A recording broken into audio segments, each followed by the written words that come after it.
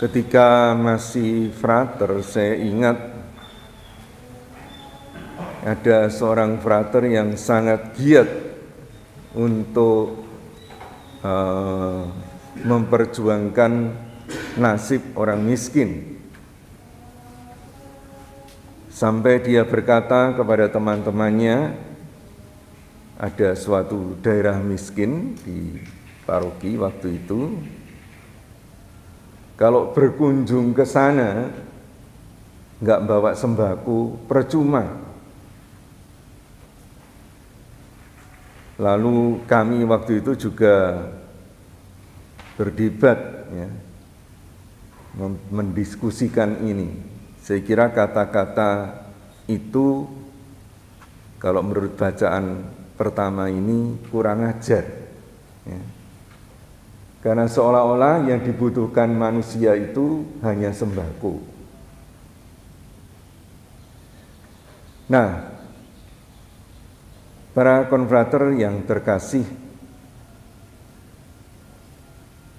tentu Injil hari ini bicara mengenai permohonan. Tapi permohonan itu tentu berangkat dari kebutuhan. Sebetulnya kita dapat melihat pertama-tama apakah kita ini masih sungguh-sungguh memohon.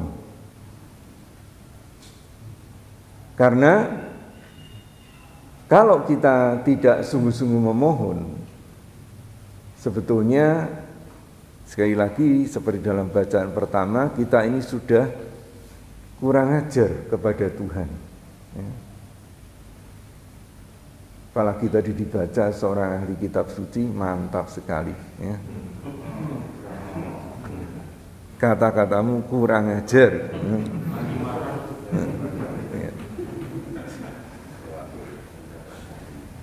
Tapi apa sebetulnya yang dimaksud kurang ajar adalah karena ya beberapa umat itu menganggap ibadah itu tidak ada gunanya. Doa itu tidak ada gunanya. Lalu dikatakan di situ sebaliknya sikap orang takwa, ya. Orang takwa itu selalu membuka diri, hati, dan tangannya kepada Tuhan. Maka para konfrater, saya ingin mengajak sejauh mana kita itu sungguh-sungguh membutuhkan Tuhan. Yang kedua, kita membutuhkan Tuhan untuk apa?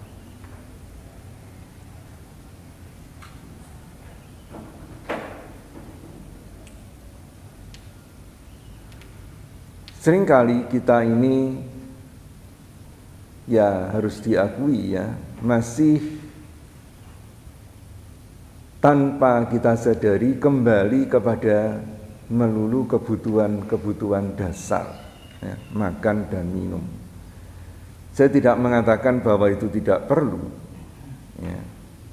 Tapi ya saya kira kita semua boleh dikata cukup, ya, mendapat makanan dan minuman.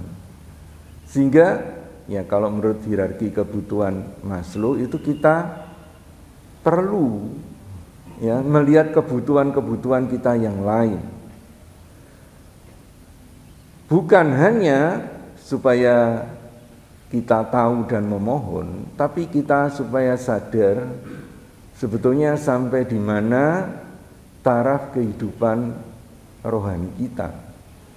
Karena taraf kehidupan rohani kita itu tidak lepas dari taraf kebutuhan-kebutuhan manusiawi kita. Kita tahu menurut Maslow ada kebutuhan fisik, makan minum, ada kebutuhan akan rasa aman. Jangan-jangan kita sebetulnya ini yang paling kita butuhkan, rasa aman ini, karena kita masih terlalu memenuhi kebutuhan fisik kita tidak mewaspadai Karena setiap kebutuhan itu juga akan muncul dari sikap-sikap hidup kita. Misalnya orang yang masih sangat membutuhkan rasa aman, ya wajar dia seringkali khawatir, dia seringkali curiga, hal-hal yang menghambat bukan hanya dalam karya tetapi juga dalam hidup komunitas. Atau jangan-jangan ya kita masih membutuhkan ya, semua kebutuhan ini saya mengatakan wajar ya, kebutuhan akan afeksi atau rasa cinta yang begitu besar, tapi tersembunyi karena kita tidak mawas diri. Nah, kebutuhan akan rasa cinta atau afeksi yang berlebihan itu seringkali justru akan membuat kita menjalin relasi-relasi yang eksklusif. Kita memang membutuhkan cinta, tetapi wajar, dan cinta itu pertama-tama kita mohon dan kita harapkan dari Tuhan supaya relasi-relasi kita itu selalu inklusif, karena tidak didorong oleh ego kebutuhan kita ya, tetapi sungguh-sungguh karena kita merasa dikasihi oleh Tuhan dan kita ingin memberikan atau berbagi kasih itu. Nah, kita tahu kebutuhan berikutnya itu adalah harga diri. Kita juga bisa melihat sejauh mana kita itu mempunyai cukup harga diri. Antara lain, ya, apakah kita itu mudah tersinggung, ya, mudah mutung. Ya. Kemarin dalam sharing ada kata-kata childish. Ya. Ya mungkin ini ya, seorang anak masih membutuhkan itu. Ataukah kita ini masih begitu dikuasai oleh keinginan-keinginan untuk mewujudkan diri kita, yang membuat kita juga kurang setia pada proyek yang diberikan oleh atau tugas yang diberikan oleh provinsi atau yang menjadi kerjasama kita di dalam komunitas. Tentu saja kalau kita masih sangat mencari ya kebutuhan kita untuk mewujudkan diri, itulah yang paling kita utamakan daripada apa yang ditugaskan kepada kita.